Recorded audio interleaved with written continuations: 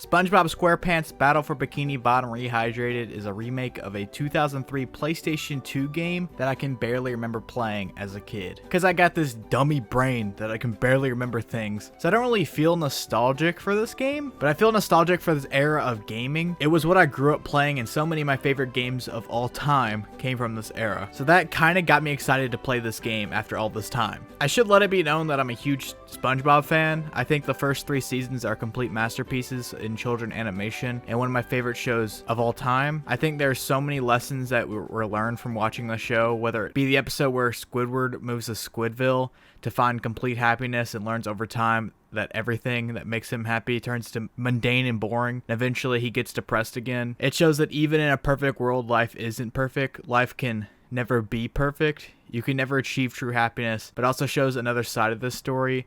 Look at SpongeBob and Patrick at the beginning. They're just goofing around playing with leaf blowers. SpongeBob doesn't have it all. He works a minimum wage job and lives with his pet Gary, but he's the happiest guy here. Does he never get sad? No. Sometimes he does, but he finds appreciation in the small things. He works a mundane job, but loves it and has a passion for it. It shows these two different ideologies, and then later in the episode, Squidward finds a leaf blower himself and finds incredible pleasure messing around with it. It goes full circle. Something in the beginning that annoyed him is now giving him relief from his depression. And that's kind of how I see emotions today. I don't think there is a true happiness. You have to go through the motions of emotions to be happy. You can't just be happy without being sad or mad. You can't be excited without being disappointed. Okay, I'll shut up and get back to the video game I was going to talk about. So as you can see, I love SpongeBob, the show, and this game is a collectathon. And some collectathons are my favorite games of all time, whether it be Banjo-Kazooie or Mario 64. So basically what I'm saying is this game has everything going for it in the right direction before I even picked up the controller. So this game starts you out a basic SpongeBob premise. Plankton has created a bunch of robots to take over Bikini Bottom and finally steal the Krabby Patty formula. You play as SpongeBob and you run around Bikini Bottom collecting golden spatulas and defeating robots.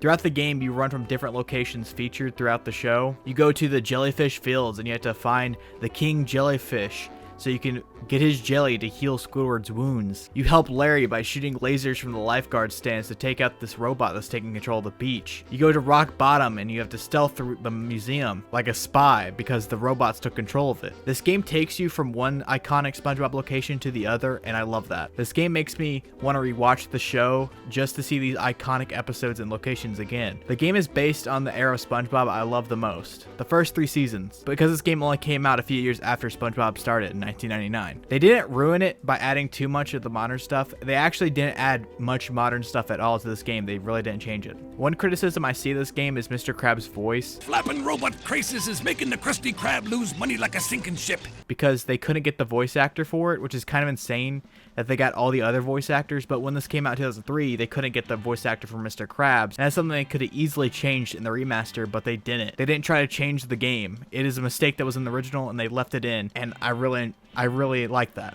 It's something you can appreciate, even though they have this big blaring mistake in the game by having some like college guy that attempts to make Mr. Krabs' voice and fails badly.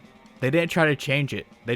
That's how the game was back in the day, and that's how the game is today. They didn't try to change the game for the modern audience. All they did was take the game, give it better graphics, and there you go. This is how the game felt back in 2003. This isn't a different feel to the game. That's something I love about video games, is that they're so easily remade. I mean, you can mess it up, but my favorite game of last year, The Legend of Zelda Link's Awakening. I never played the original, but I really loved the remake, and I don't think it's that much different than the original. It's just a reimagining of it. I mean, I could be wrong. It could be completely different, but I'm pretty sure it is like basically a spot-on remake. And it's something that has been very successful with video games, like the Resident Evil series, remaking a bunch of their old games, just making it better with graphics and tuning it very, very slightly for the modern audience. Okay, I need to stop going on tangent. Basically what I'm saying is, if you love this game back in the day, you'll love it today, unless you've changed as a person. It is a great remake. It captures the same feel as the original and the heart and soul of the SpongeBob series. I don't really have much to complain about in this game. There is some small glitches that you run into, but all games have broken things. It might get fixed in a patch, it might not, but nothing really game breaking.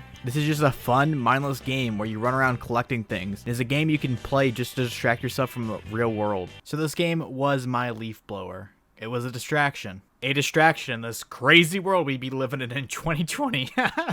which is kind of the point of video games, is just to be a distraction. I really enjoyed my time with this game, and I doubt I'll ever return to replay it, but it sure was an entertaining 10 or so hours. This is a kid's game, don't get me wrong, but there were puzzles in this game that took me some time to figure out, and there were some spatulas that I couldn't figure out how to get for a while. But just through experimenting and trying again and again, you finally get to them. Like, for example, there's slides in this game, and you get a golden spatula for just completing the slide, but I think all of them but one, there's someone standing before the slide that's like, if you can beat I have the record for going down the slide the fastest. If you can beat my record, I will give you a golden spatula. And it was kind of fun just like running the slides over and over again, trying to find these shortcuts and how to shave time. I don't know. I just really enjoyed that aspect of the game.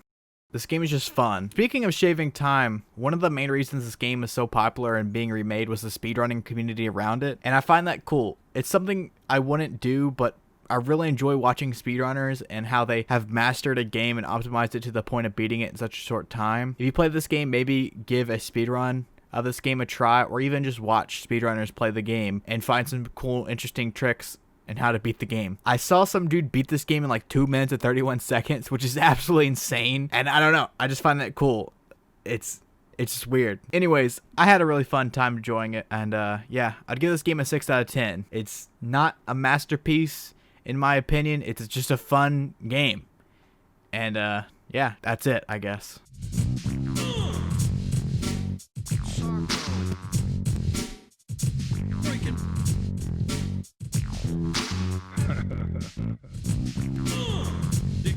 Diggity dog. Breaking. Diggity dog.